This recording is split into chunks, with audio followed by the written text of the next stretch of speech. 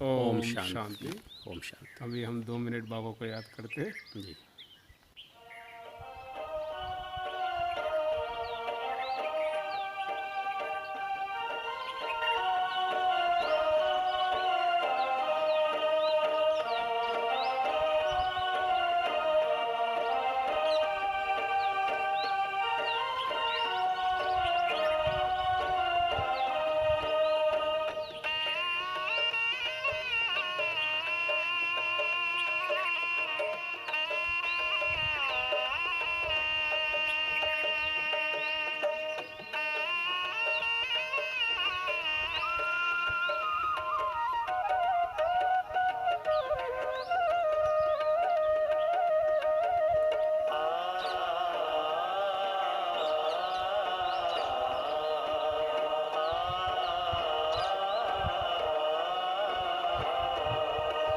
सबसे अच्छी भाषा प्रेम की भाषा है। सबसे अच्छी भाषा प्रेम की भाषा, नैनों से झलकती संकल्पों की भाषा, नैनों से झलकती संकल्पों की भाषा।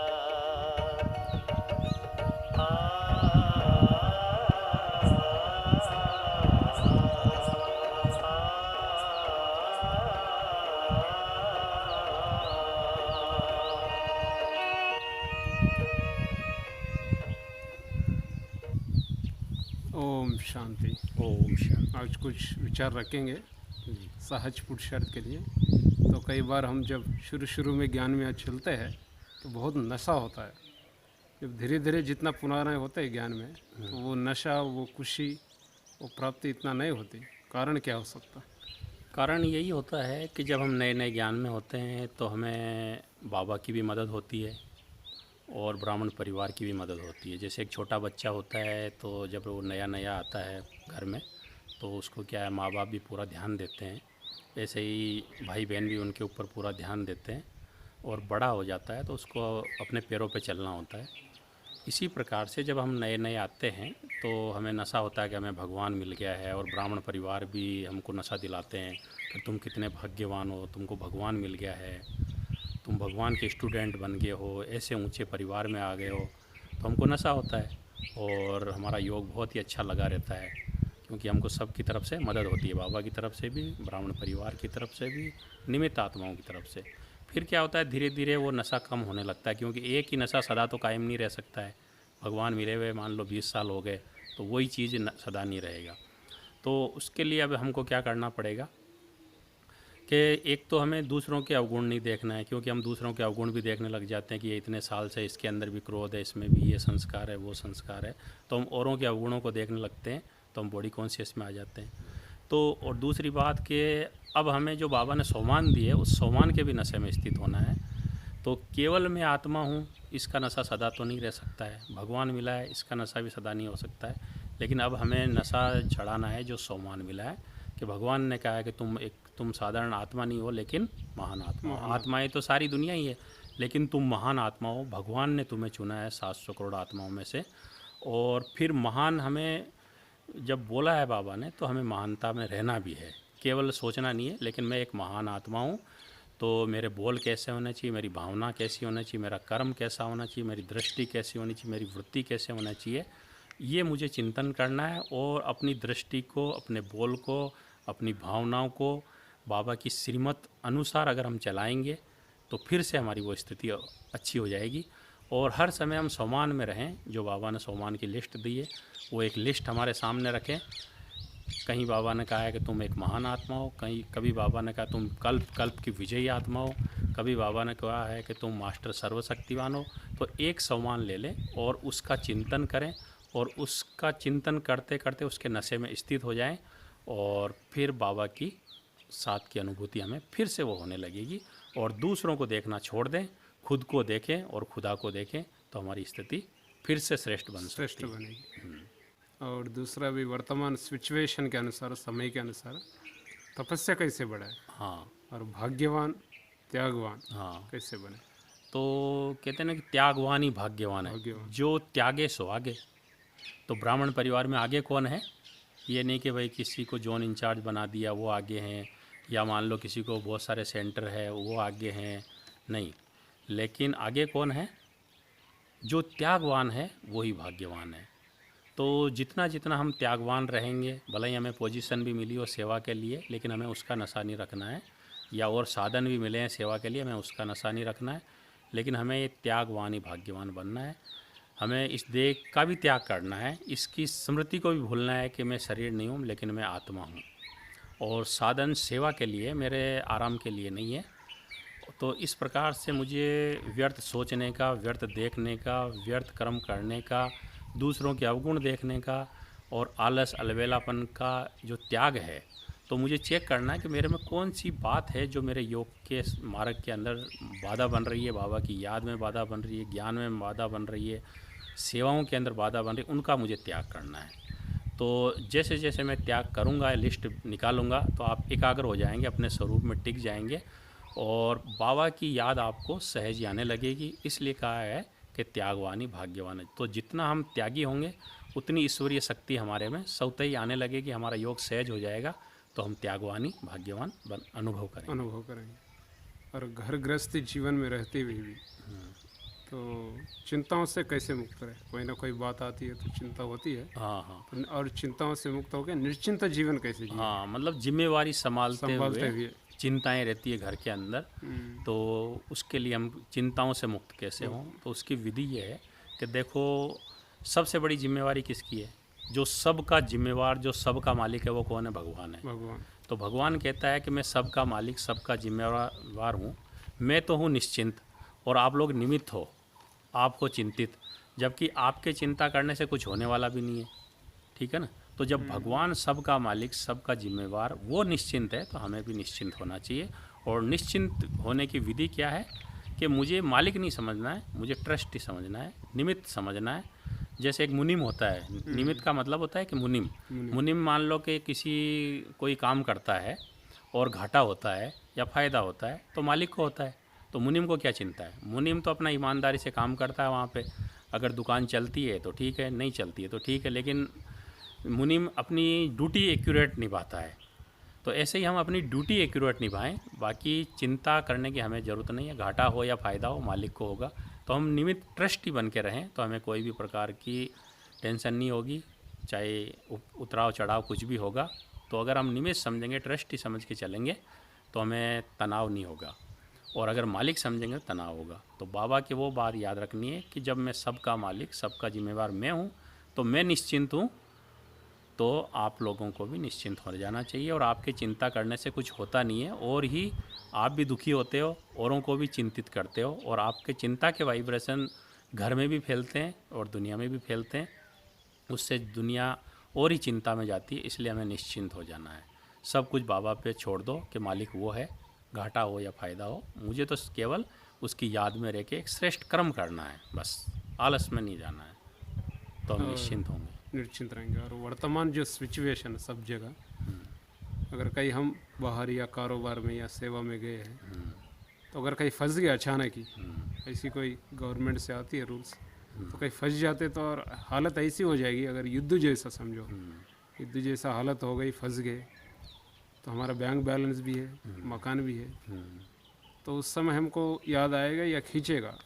तो ऐसी सिचुएशन में माना हम घर से भी, परिवार से भी दूर हो गए, कहीं एक जगह फंस गए, फ़ोन भी कांटेक्ट नहीं है, कई बार ये भी नहीं होता, फ़ोन कांटेक्ट कुछ भी नहीं है, हाँ तो ऐसी स्थिति में कैसे संभाले हम? हाँ। तो उस टाइम हमको ये ध्यान देना है कि मैं तो आत्मा और मेरा तो एक शिव बाबा है, मेरा जो सदा का संबंधी है वो एक बाबा है, मैंने उसको ही अपना बना के रखा है। पहली बात तो हमें ये याद रखना है, हम कहीं भी रहें। दूसरी बात कि हमको चिंता लगी रहती है कि भाई इतना बैंक बैलेंस मेरा बैंक में है, अगर मैं सफल कर लेता तो अच्छा था, लेकिन मुझे तो पता नहीं था, बाबा का ही समझ के मैं चल रहा था, लेकिन एकदम ये हो गया है, मकान बनाया था बाबा को देने के लिए, तो अब मुझे चिंता हो रही है। तो उस ऐसे टाइम में बाबा ने कहा हुआ है कि बच्चे, अगर तुम्हारा धन बैंक में भी है तो उसकी चिंता नहीं करो, एक का पदम वो मिल जाएगा तुमको, और मकान भी अगर आपने बनाया है बाबा का समझ के, तो उसका भी एक का पदम जमा हो जाएगा। ब्राह्मणों का कुछ भी नहीं जाता है, क्योंकि ब्राह्मणों की सच्ची कमाई होती है, वो व्यर्थ नहीं जाती है, इसलिए भला ही वो बैंक में पड़ा हो, पर आपका एक का पदम मिल जाएगा। मकान का भी एक का पदम जमा हो जाएगा। आप निश्चिंत रहो, केवल ये सोचो मैं आत्मा हूँ और मैं तो बाबा का बच्चा हूँ, मुझे क्या चिंता है कि मेरा सब कुछ बाबा का है, मैंने सब कुछ अपना सफल कर लिया है। ट्रस्टी। हाँ, मैंने अपना सब कुछ सफल कर लिया है, बस अब बाबा अगर मुझे बुलाएगा तो मैं जाने के लिए तैयार माना बैठा हम हूँ। पहले से ही प्रैक्टिस करें, हाँ। ये मेरा नहीं है, अमानत है, बाबा ने दिया है सेवा हाँ, के लिए। बाबा का ही है पहले से ही प्रैक्टिस पहले करने से ही। से। और मतलब चिंता होती है, अधिकतर जो धन रखा रहता है उसी की चिंता होती है। तो उस टाइम सोचो कि भाई ये बाबा एक का पदम मुझे दे देगा, चाहे वो भला ही बैंक में पड़ा है तो भी कोई बात नहीं। बाबा ने कहा एक मुरली के अंदर कि ब्राह्मणों का सच्चा धन है वो कहीं भी नहीं व्यर्थ नहीं जाता है, वो एक का पदम होके मिल जाएगा, निश्चिंत रहो। तो निश्चित रहना है। और कई बार ये नहीं, ना दुख देना है ना दुख लेना है। तो हम कई बार अपने स्थिति पर ध्यान रखते हैं, हम हमसे किसी से दुख ना पहुंचे, कई बार ले लेते हैं। कैसे? कई दुर्व्यवहार करते हैं, या कई बार बार टोंट मारते हैं, या खिंचाई करते हैं, या कोई ना कोई बात लेको कंप्लेंट करते हैं। कोई ना कोई बात, सब ठीक चल रहा है ना, कोई ना कोई बात लेके ये जो खींचते हैं ना छोटी मतलब छोटी दूसरों बातों के में। दुर्व्यवहार के समय हम क्या दुर्व्यवहार करें? तो जैसे हमारी भावना होती है हम सबको सुख दें, तो हम तो सुख तो देते हैं पर हम दुख ले लेते हैं कई बार। तो अगर हम दुख ले लेंगे तो फिर ऑटोमेटिकली हम दुख देंगे, क्योंकि जिस व्यक्ति के पास जो होगा वही तो देगा। बराबर। तो आज दुनिया के अंदर कोई दुखी है तो बेचारा दुखी देगा, हम उससे घृणा करते हैं, नफरत करते हैं, लेकिन हमको सोचना चाहिए इसके बाद दुखी है। तो मुझे दुख न तो देना है न लेना है, तो हम देते तो नहीं पर ले लेते हैं। तो कोई हमको रोकता है, कोई टोकता है, बार बार कुछ दुर्व्यवहार करता है या आप शब्द बोलता है या तो ये शब्द भी बोलते हैं, आप कोई काम के नहीं हो, हाँ, आप कोई काम के तो नहीं हो, उसको हम स्वीकार करके तो और ही हम उन उदास चीज़ों को, नेगेटिव बातों को हम स्वीकार कर लेते हैं कि मैं कोई काम का नहीं हूँ। लेकिन हमको ये सोचना चाहिए कि मैं जो हूँ जैसा हूँ, भगवान ने मुझे सेलेक्ट किया है, जो बुद्धिवानों का बुद्धिवान है, सर्वोच्च सत्ता है, तो उसने मुझे सेलेक्ट किया है। तो कोई व्यक्ति अगर कह रहा है कि तुम्हारे में कुछ भी नहीं है, तो मुझे उस बात को स्वीकार नहीं करना है। लेकिन जो बुद्धिवानों का बुद्धि भगवान है वो कह रहा है कि तुम जो हो जैसे हो मुझे पसंद हो, तो हमको वो बात याद रखनी है। दूसरी बात, अगला व्यक्ति जो है वो अपना पार्ट बजा रहा है, चाहे वो विलियन का पार्ट बजा रहा है तो वो बजा रहा है तो बजाने दो उसको, लेकिन मुझे अपना हीरो पार्ट बजाना है।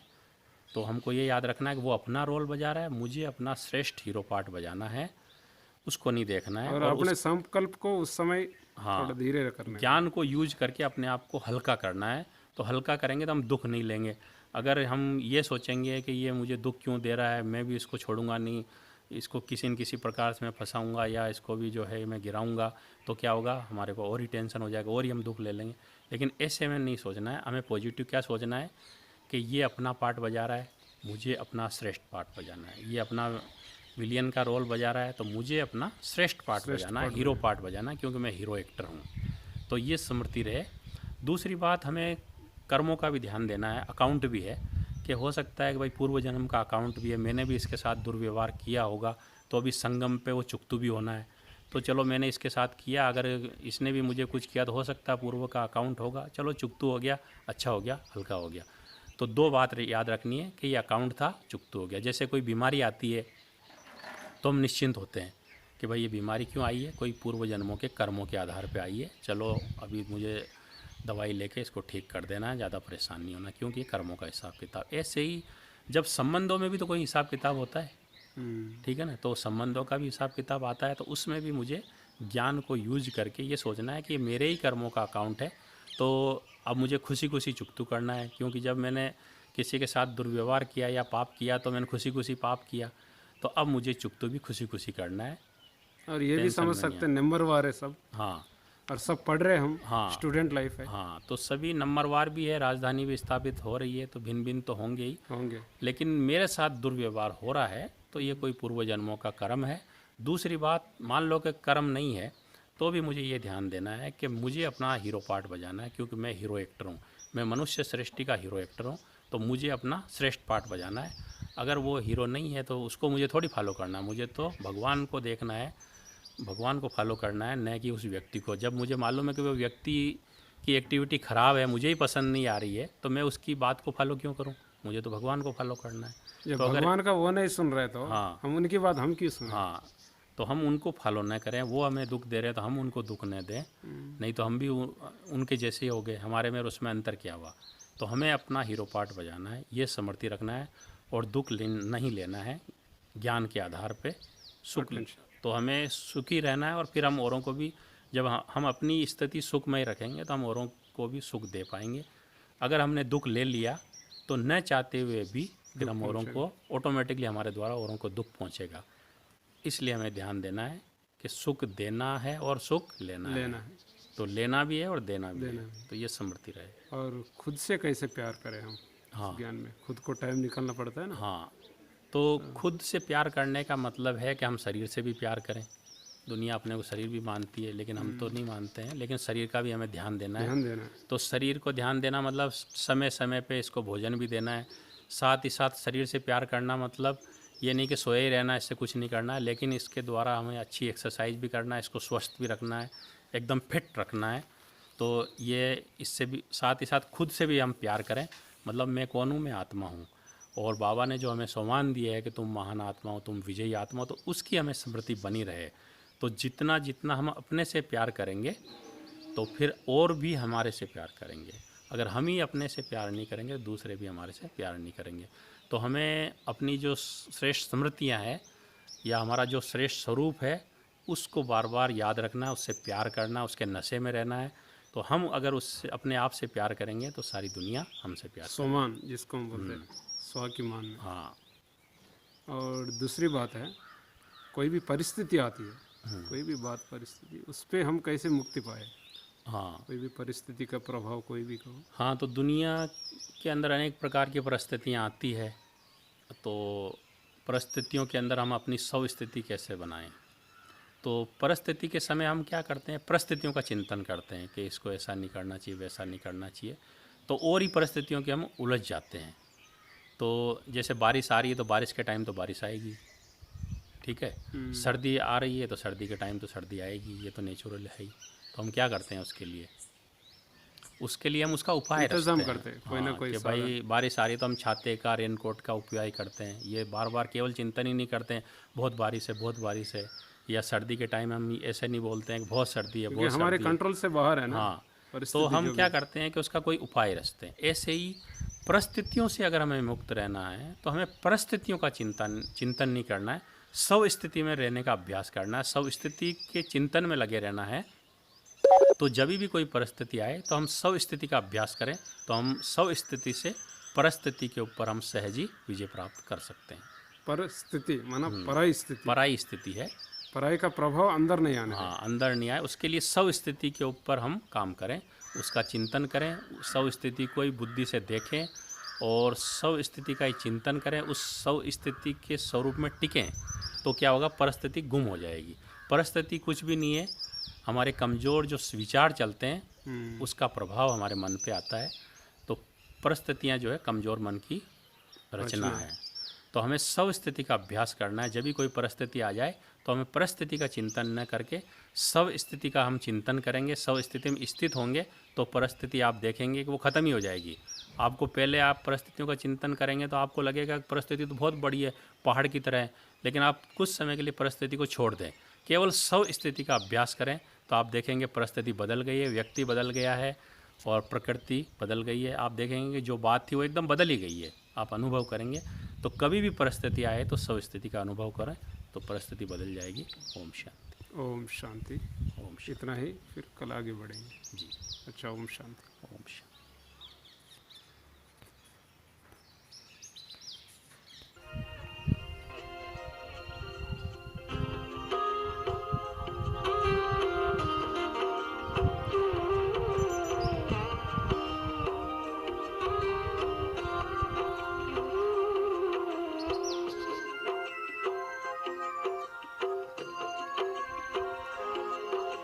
जैसा सोचोगे तुम